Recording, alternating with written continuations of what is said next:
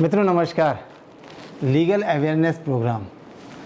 मित्रों आज जिस वीडियो को लेके मैं आया हूँ वो एक नए विषय पर एक सुझाव लेके आया हूँ।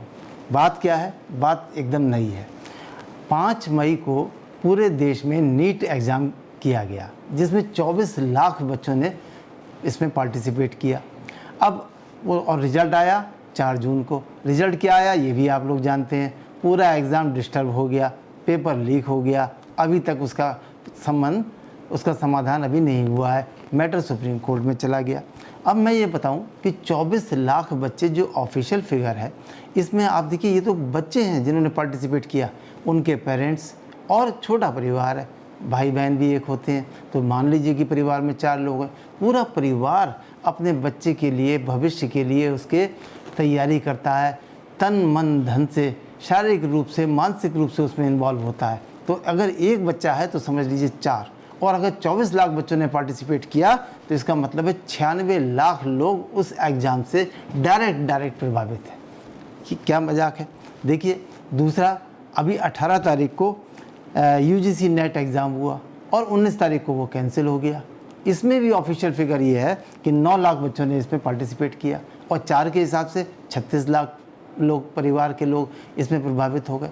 मित्रों एक इतना बड़ा देश है और समस्याएं इस तरह की होनी संभावित है। ऐसा नहीं है कि हो गई। जिस तरह से संख्या बढ़ रही है, जिस तरह से नई नई चीज़ें आ रही हैं, उस तरह से इसकी भी संभावना बढ़ जा रही है कि वो परीक्षा डिस्टर्ब हो जाए। तो ऐसे में करा क्या जाए?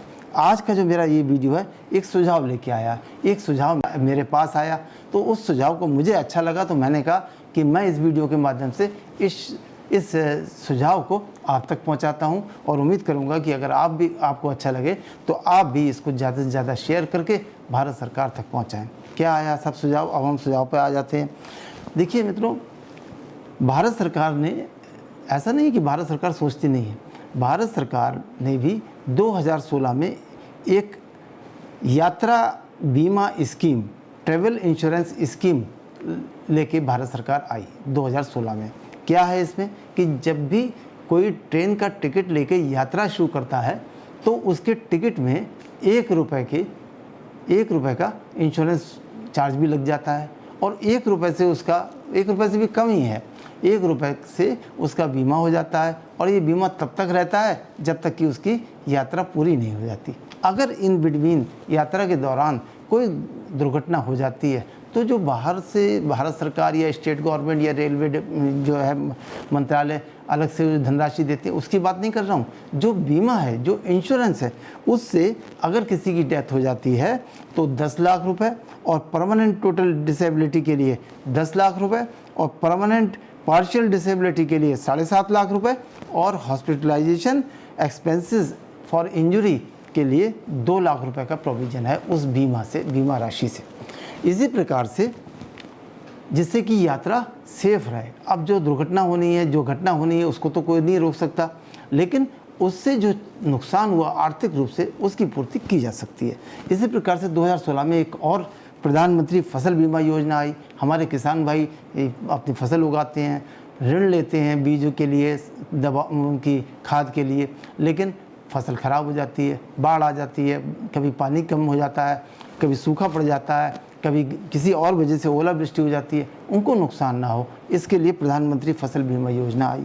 तो मित्रों समय अब आ गया है इसी तरह के एक बीमा का, जिसको कि परीक्षा को भी बीमा से कवर किया जाए।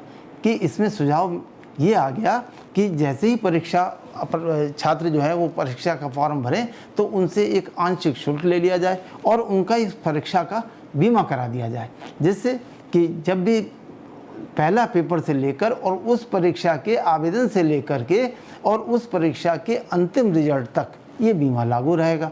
किसी भी स्थिति में यदि परीक्षा कैंसिल की जाती है या समय पर नहीं की जाती है या कराई ही नहीं जाती है, तो ऐसी स्थिति में उन बच्चों को, उन माँ बाप को, जो कि अभी बच्चे अनएम्प्लॉयड हैं, जिनके पास कोई अभी आर्थिक रूप से धन प्राप्त करने का कोई साधन नहीं है, वो अपनी जो मेहनत की धनराशि से रहते हैं, जाते हैं, आते हैं, पेट्रोल खर्चा, आना जाना, खाना पीना, बहुत सारे ऐसे खर्चे होते हैं जिनको कि बताया नहीं जा सकता। उनकी क्षतिपूर्ति, उस खर्चे की क्षतिपूर्ति उस बीमे से हो सकती है। तो ये भी एक बहुत इम्पॉर्टेंट सुझाव है। मुझे लगा कि ये आप तक पहुंचाना बहुत ज़रूरी है। सरकार को चाहिए कि वो परीक्षा के साथ में परीक्षा को बीमा से कवर कर ले, इंश्योरेंस से कवर कर ले। और जिससे कि एक बात और होगी कि यदि कभी इस तरह की परीक्षा फेल हुई और अगर उसको कैंसिल करा और उसकी वजह से छात्रों को कंपनसेशन देना पड़ा बीमा कंपनी के द्वारा, तो एक बड़ी धनराशि देनी पड़ेगी। उनको भी सोचना पड़ेगा कि अगर ये इस तरह की लापरवाही हुई तो कितना आर्थिक रूप से नुकसान उनको भी होगा। तो मित्रों, ये सुझाव मुझे अच्छा लगा तो मैंने आप तक पहुंचा दिया, और मुझे उम्मीद है कि आप भी ज़्यादा से ज़्यादा इसको प्रसारित करें, यहाँ तक कि सरकार तक ये पहुँचे और सरकार इस संबंध में भी आवश्यक कदम उठा सके। नमस्कार।